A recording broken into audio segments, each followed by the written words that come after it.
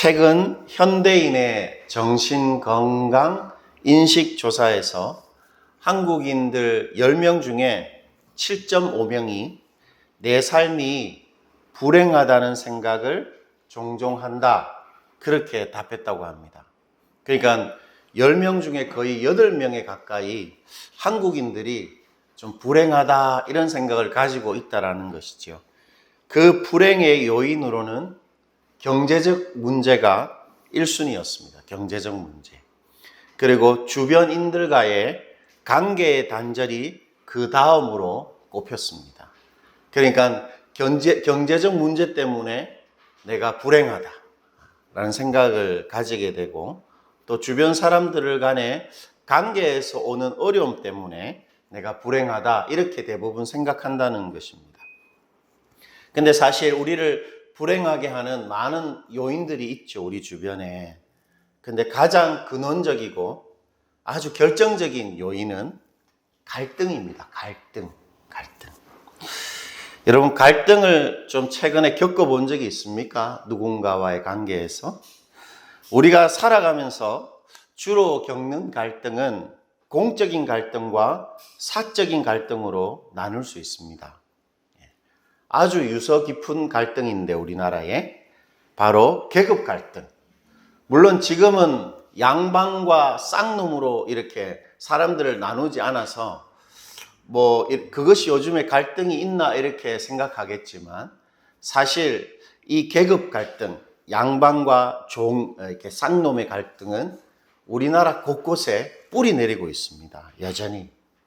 그리고 지역 갈등, 경상도와 전라도 사람들 간의 갈등이 한 20-30년 전에는 정말 심각했죠. 그리고 요즘 우리 정부에서 밀고 있는 갈등인데, 이념 갈등입니다. 공산주의와 민주주의의 갈등.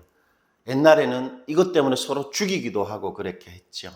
그리고 우리가 체감하는 비난자와 부한자의 갈등, 빈부 갈등도 있습니다. 그리고 차별로 말미암는 남녀 갈등도 있고, 또 세대 간의 갈등이 요즘에 심각하지요. 제가 최근에 유튜브를 보니까 어떤 카페에서 50세 이상 출입 금지, 개와 강아지와 고양이는 출입 금지가 아니라 50세 이상은 출입 금지, 이런 명표를 본 적이 있습니다. 그 카페에는 저는 들어가지를 못하는 거죠. 그런 세대 간의 갈등이 있습니다. 이런 공적인 갈등들은 우리 한국 사회의 구조와 우리가 살고 있는 이 전체 한국이라는 사회를, 이렇게 전체 분위기를 감싸고 있습니다. 반면에 친구 간의 갈등이 있죠. 그러니까 학폭, 그 다음에 왕따 문제. 이건 친구 간의 갈등인데 아주 이것도 우리에게 심각한 문제입니다. 그리고 친족 간의 갈등, 부부 간의, 그리고 사춘기를 맞이한 자녀와의 관계에서 오는 갈등, 그리고 고부 간의 갈등, 그리고 재산 분쟁으로 말미암는 친족 간의 갈등이 있죠. 완전히 원수지간이 됩니다. 그리고 참 우리의 일상에 정말 정서적으로 많은 영향을 미치는 직장 동료와의 갈등, 상사와의 갈등이 있다. 한번 생각해 보십시오, 직장에서. 그리고 부하 직원 간의 갈등도 있지 않습니까? 그럴 때 우리는 사실 직장에서 절대로 행복할 수가 없는 것이죠. 그리고 내가 속한 중요한 공동체, 내가 소중하게 여기는 어떤 동호회, 특히 교회 공동체의 사람들 간의 갈등은 아주 사적인 갈등이라 할 수 있습니다. 그러한 갈등들은 내 삶에 아주 직접적이고 결정적인 영향을 미칠 수밖에 없는 갈등이죠. 여러분, 갈등이라는 단어는 참 재미있는데요. 이 갈등이라는 이 한자어는 칡나무 갈자와 등나무 등자가 합쳐진 것입니다. 여러분, 칡나무와 등나무는 어떤 나무죠? 넝쿨나무죠. 넝쿨. 그러니까 이렇게 물체를 이렇게 감아서 이렇게 자랍니다. 그런데 칡나무하고 등나무가 비슷합니다. 구분하기가 좀 힘들어요. 그래도 구분하는 방식이 있습니다. 칡나무는 쉽게 말하면 왼손잡이입니다. 왼손잡이. 칡나무는 왼손잡이란 뜻은 왼쪽에서 오른쪽으로 감아서 올라갑니다. 이렇게. 칡나무는 이렇게 올라가죠. 근데 등나무는 반대입니다. 등나무는 오른손잡이입니다. 오른손잡이. 무슨 말이겠습니까? 오른쪽에서 왼쪽으로 이렇게 돌돌 감아서 올라갑니다. 예, 등나무는. 그런데 여러분, 만약 이 두 나무가 같이 만나면 어떻게 될까요? 조화롭게 될까요? 절대로 이쁘게 감아서 올라가지 않습니다. 이렇게 만나는 거죠. 이렇게 만나기 때문에 서로 어떻게 됩니까? 충돌합니다. 그리고 막 뒤엉킵니다. 그리고 복잡하게 막 이렇게 얽히고 설킵니다. 이렇게 이쁘게 올라가지를 않아요. 이것이 바로 갈등입니다. 갈등. 즉 서로의 다른 성격과 욕구, 내 취향은 이렇고 내가 선호하는 것은 이렇고 내 스타일은 이렇다. 이것이 너무 이렇게 딱 움켜쥐고 있을 때 갈등이 생기죠. 그리고 상이한 이해관계. 이것을 이렇게 하면 내 손해인데, 이렇게 하면 내 이익인데, 이것이 분명해질 때 갈등이 생깁니다. 그리고 서로 다른 입장, 서로 다른 해석, 똑같은 상황인데 나는 이것이 맞다라고 생각하고 그 사람은 그건 틀렸다라고 생각하는 어떤 해석의 문제. 그것으로 인한 충돌이 일어납니다. 충돌. 그리고 그 충돌은 두 사람 간의 불화를 만들어냅니다. 불화. 그리고 불화는 적대감을 만들어내죠. 적대감. 그리고 그 적대감이 심화되면 어떤 형태로 나타납니까? 폭력입니다. 폭력. 유무형의 폭력으로 나타나죠. 그것이 악순환되는 것이 바로 갈등입니다. 갈등. 때문에 갈등은 우리 마음에 어떤 마음을 만들어내냐면 나의 욕구, 내 판단, 내 입장, 내 존재가 무시되었다는 데서 오는 불쾌감. 그리고 그 불쾌감이 반복되면 모멸감을 느끼게 되는 것입니다. 모멸감. 그 갈등 상황에서. 내 존재가 무시당했다. 그리고 내가 그 사람으로 인해서 또는 이 일로 인해서 손해와 피해를 입었다는 데서 오는 적대감. 그리고 모종의 앙심이 마음에 이렇게 품어지게 되는 것입니다. 불쾌하게 되고 적대감을 가지게 되는 것이죠. 바로 이러한 갈등이 우리의 중요한 인간관계를 깨트리고 단절시킵니다. 그리고 우리 삶을 파편화시키고 고립되게 만드는 불행의 근원적이고 직접적인 요인이 되는 것입니다. 그렇다면 여러분, 갈등이 왜 생깁니까? 왜 이런 갈등이 생길까요? 그것은 바로 우리의 자기 중심성 때문입니다. 갈등은 모두가 나의 중심, 나를 지키고 나를 고수하려는, 내가 좋아하는, 내가 맞다고 생각하는 것을 딱 지키려는 것에서 오는 우리 존재론적인 문제입니다. 갈등은 모두가 내 욕구를 결국 관철시키려고 하고 나의 감정의 상태를 계속 유지하려고 하고 내 판단과 나의 이해가 그리 나쁘지 않고 심지어는 내 판단, 내 생각이 나의 지금의 느낌이 더 옳다고 여기고 내 권리가 그래도 제일 소중하다고 여기는 자기 중심성에서 오는 충돌과 불화입니다. 자기 중심성에서 오는 충돌, 불화가 바로 갈등이죠. 얘가 적절한지 모르겠지만 여러분 이렇게 방귀는 하루 중에 많이들 끼시지요? 저는 사무실에 있을 때 아무도 없으니까 아주 시원하게 방귀를 낍니다. 근데 제 방귀가 그렇게 냄새가 좋지가 않아요. 그런데 저는 제 방귀를 낄 때 불쾌하거나 역겹다는 생각을 단 한 번도 해본 적이 없습니다. 그런데 제 아내가 가끔 몰래 방귀를 뀌는데 소리를 안 내고 되게 냄새가 별로 좋지가 않아요. 아내의 방귀임에도 불구하고. 여러분, 우리 다들 우리의 방귀는 싫어하지 않습니다. 나의 것은 싫지가 않은 거예요. 그러나 다른 사람의 것은 심지어 아내라도 싫은 것입니다. 그만큼 우리는 자기 중심성이 딱 이렇게 뭉쳐져 있는 사람들이죠. 때문에 많은 갈등 해소 전문가들은 갈등은 오직 역지사지의 마음만이 해결할 수 있다고 말합니다. 그러니까 그 사람의 입장에서 생각할 때만 해결할 수 있는 간용의 문제다, 그렇게 조언하죠. 그래서 그 간용의 철학과 정신을 가지고 기구를 만들어내고 서로 연합하면 갈등은 해소할 수 있다, 이렇게 조언을 합니다. 그러나 여러분, 자기 중심성의 문제는 역지사지의 간용으로는 절대로 해결할 수 없는 문제입니다.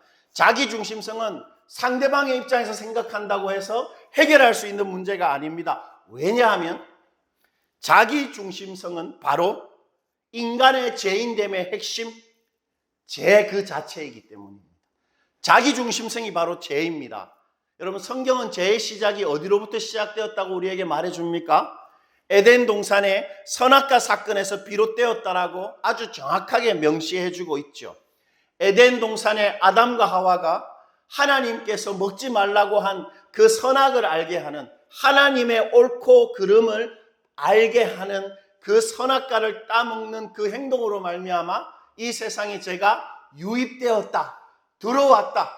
이 세상에 죄가 없었는데 그들의 행위로 말미암아 죄가 생겨났다. 그렇게 우리에게 정확하게 말해주고 있습니다.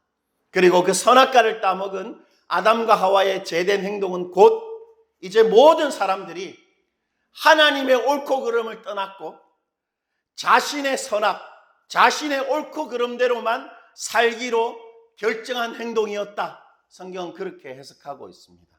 바로 그 자기중심성, 나의 옳고 그름, 나의 욕구, 나의 느낌, 나의 이해, 나의 선택에 의해서만 사는 것, 그것이 바로 죄라고 성경은 우리에게 분명히 말하고 있습니다. 하나님과 무관한 자기중심성이 바로 죄지요. 그리고 여러분, 그 죄의 결과는 바로 죽음입니다. 죽음. 하나님께서 그것에 대해서 이렇게 경고하시는데 창세기 2장 17절입니다. 우리 한번 읽어볼까요? 창세기 2장 17절 우리 다 같이 한번 읽어봅시다.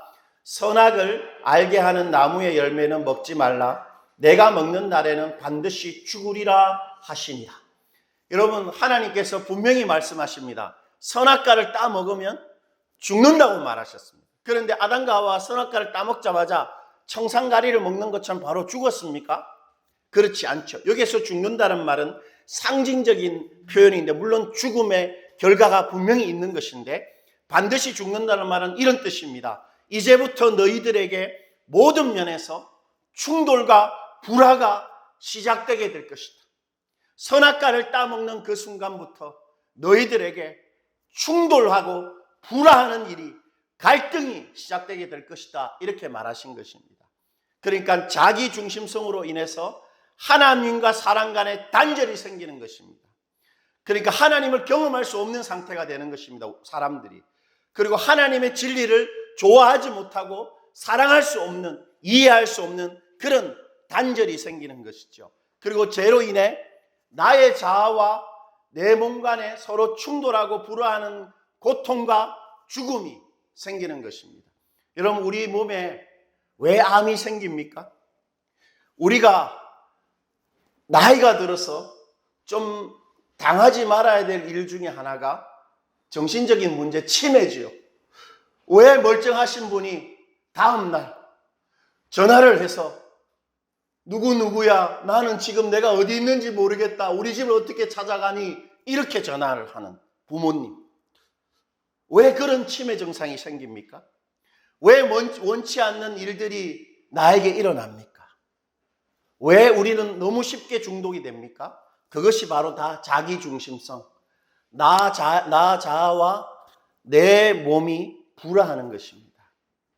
그리고 죄로 인해 나와 너 사이에 서로 충돌하고 불화하고 적대감을 가지고 폭력을 행사하고 서로 죽이게 되는 것입니다. 그것이 자기중심성이 만들어내는 죽음의 결과입니다. 그래서 우리의 존재 근원에는 나의 자기중심성을 내가 반드시 지켜야 한다. 나는 저 사람 말을 듣고 따를 필요가 없다. 나는 내 생각을 지켜야 한다. 나는 이 느낌을 지켜내야 한다. 나는 나의 이 욕구, 좋아하는 것들을 잘 지켜내야 한다라는 그런 자기 보호의 본능이 우리 속에 딱 자리 잡게 되는 것입니다. 여러분, 아담과 하와가 선악과를 따먹고 나서 왜 은밀한 부위를 가렸습니까?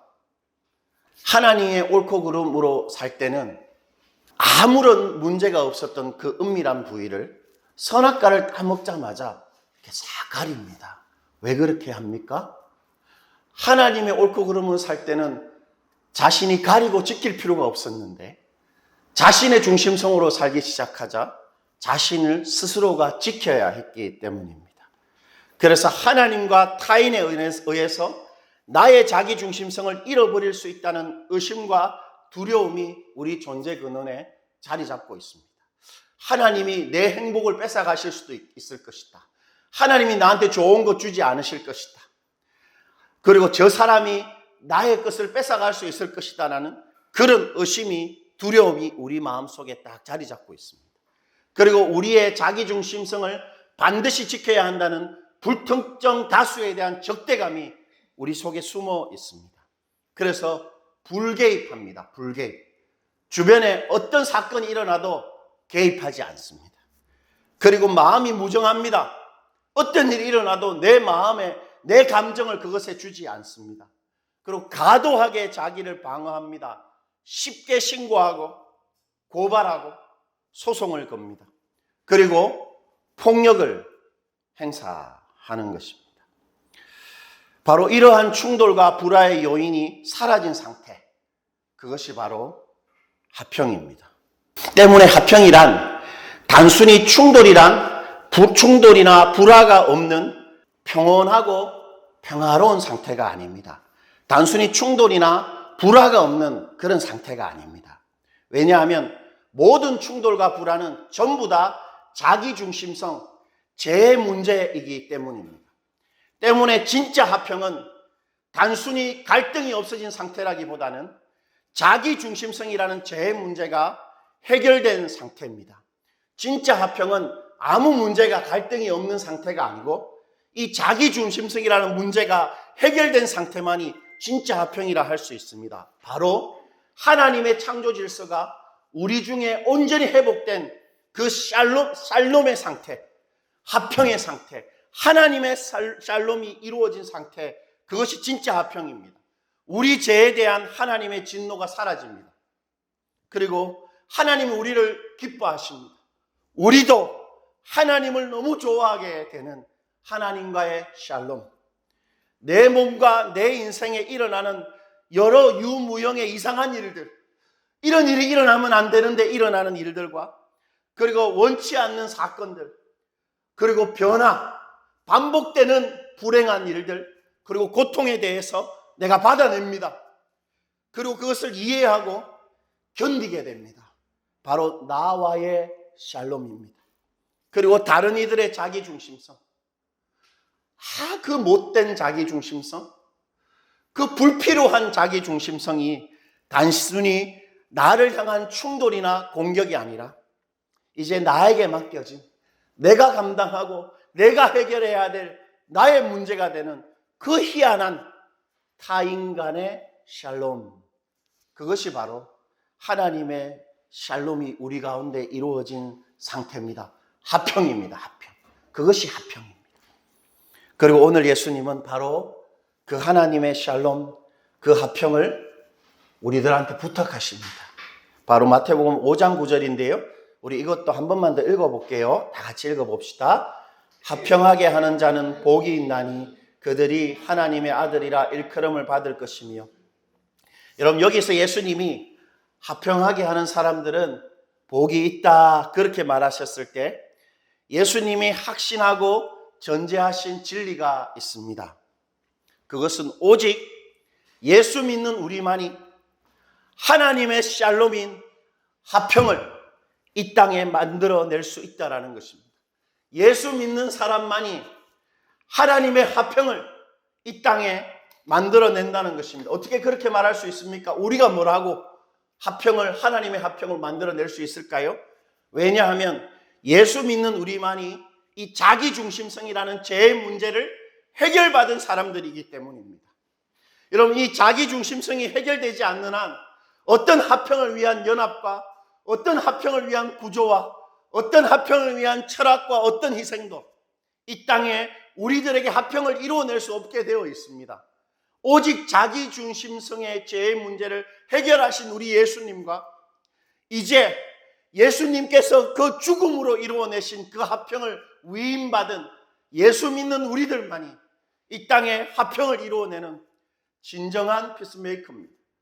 그 말입니다. 주님께서 화평하게 하는 자는 복이 있다 했을 때 우리한테 이렇게 말하는 것입니다. 너희들만이 진짜 피스메이커다. 너희들은 화평을 만들어낼 수 있는 사람이다. 그렇게 말씀하신 것입니다. 그렇다면 참 세상에서 찾아보기 드문 이 화평, 우리 어떻게 만들어낼 수 있습니까? 우리가 어떻게 화평을 이루어낼 수 있을까요? 예수님은 그 화평을 이렇게 이루어내셨다 말씀하시는데 에베소서 2장 14절입니다. 여러분 한번 잘 보세요. 에베소서 2장 14절, 예수님이 어떻게 화평을 만들어내셨는가? 그는 우리의 화평이신지라 이렇게 말하죠. 둘로 하나를 만드사 원수된 것 곧 중간에 막힌 담을 자기 육체로 하시고. 주님이 어떻게 우리 가운데 화평을 만들어내셨습니까? 우리에게 막힌 담이 있었다는 것입니다. 바로 자기 중심성으로 말미암는 충돌, 불화, 그 막힌 담을 예수님이 어떻게 하셨죠? 자기 육체로 하셨습니다. 육체로 벽을 헐었다 하니까 우리 준우 의원이 생각나는 영화가 있죠. 그 한국 히어로 영화 무빙의 구룡포. 그 구룡포 주인공 중에 한 명이 구룡포가 자신의 몸으로 벽을 부숩니다. 그래서 자신이 사랑하는 여자를 구출하잖아요. 예수님도 그렇게 하셨다는 것입니다. 자기 몸으로 그 갈등의 요인이었던 자기중심성이라는 그 막힌 담을 예수님이 몸으로 이렇게 부수셔서 헐어버렸다. 그렇게 말하고 있습니다. 요한복음 12장에서 예수님은 그것의 의미에 대해서 이렇게 말씀하셨는데 이것 우리 같이 한번 읽어볼게요. 요한복음 12장 23절과 25절입니다. 읽어보십시다. 예수께서 대답하여 이르시되 인자가 영광을 얻을 때가 왔도다. 내가 진실로 진실로 너에게 이르노니 한 알의 밀이 땅에 떨어져 죽지 아니하면 한 알 그대로 있고 죽음은 많은 열매를 맺느니라. 자기의 생명을 사랑하는 자는 잃어버릴 것이요 이 세상에서 자기의 생명을 미워하는 자는 영생하도록 보존하리라. 예수님께서 자신의 육체로 우리의 막힌 담을 하셨다는 말은 어떻게 하셨다는 것입니까? 한 알의 밀이 땅에 떨어져서 이렇게 썩으면 이렇게 씨앗이 자라잖아요. 그런 것처럼 예수님께서 십자가에서 못 박혀서 죽으심으로 우리 가운데 화평을 이루어내셨다고 말합니다. 바로 십자가의 이 죽음이라는 이 방식만이 우리 가운데 하나님의 샬롬, 하나님의 화평을 만들어낸다. 그렇게 말하고 있는 것입니다. 그런데 여러분 한번 주목해 보십시오. 예수님이 한 알의 밀이 되어서 죽는다는 것을 23절에는 뭐라고 표현하고 있습니까? 23절에는 인자가 뭘 얻지요? 영광을 얻는 것이라고 표현합니다. 십자가에 죽는 것을. 그리고 25절에서는 십자가에 죽는 것을 어떻게 한다고 말합니까? 자기 생명을 어떻게 해요? 미워하는 것이라 이렇게 표현하고 있습니다. 즉 예수님이 화평을 이루어내신 십자가의 방식은 두 가지 방향성이 있습니다. 하나는 영광이고 하나는 자신의 생명을 어떻게 해요? 미워하는 것입니다. 여러분, 예수님께서 십자가에 죽는 방식으로 영광을 얻는다는 말은 무슨 말입니까? 하나님의 영광을 위해서 내 목숨을 버림으로 그 하나님의 영광을 내가 얻게 된다라는 말이죠. 무슨 말이지요?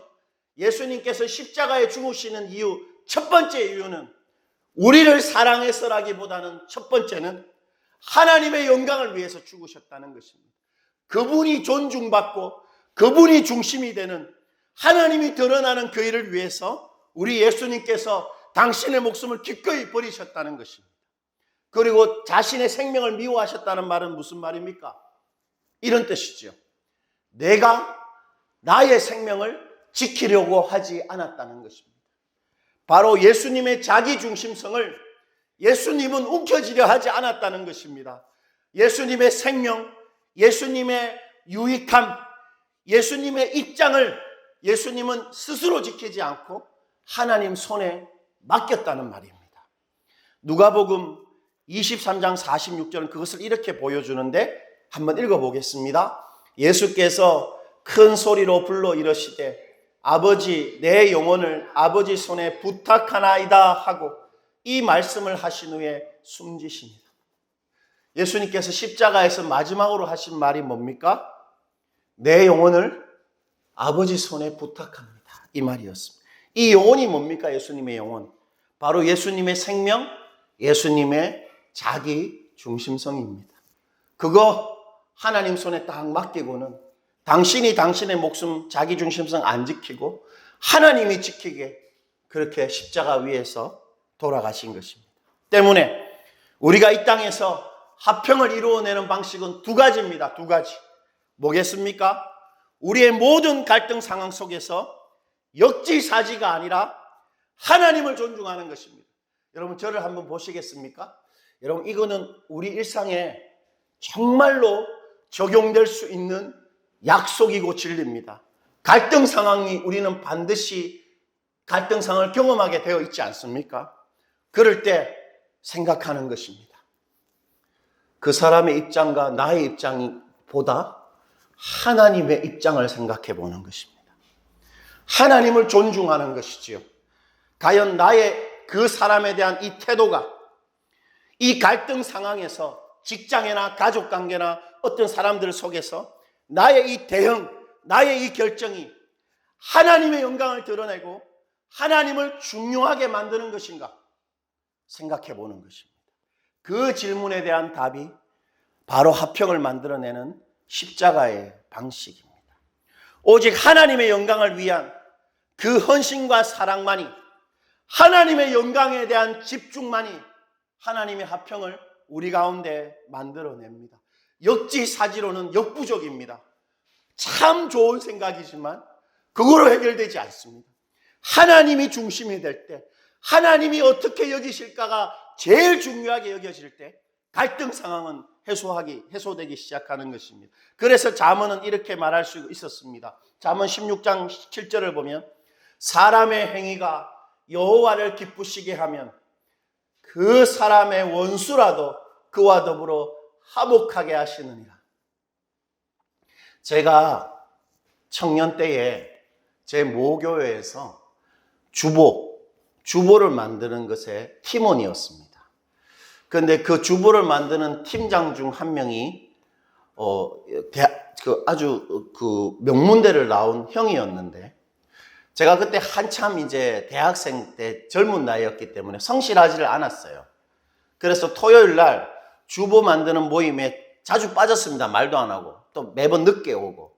그랬더니 이 형이 한 3번 정도 제가 지각하니까 저를 이름을 지웠던 거예요. 주보 만드는 팀에서. 그냥 저랑 의논 안 하고 하영욱은 배제 이렇게 지웠던 것입니다. 그래서 저는 마음속에 그 일이 참 큰 충격이었어요. 우리는 원수랑 화해할 수가 없어요. 원수를 만나본 적이 있습니까? 똑같이 갚아주거나 더 심하게 갚아줘야 되는 것입니다. 그런데 우리는 원수와 화목할 수 없지만 하나님은 가능하다, 성경이 말합니다. 어떻게 가능할까요?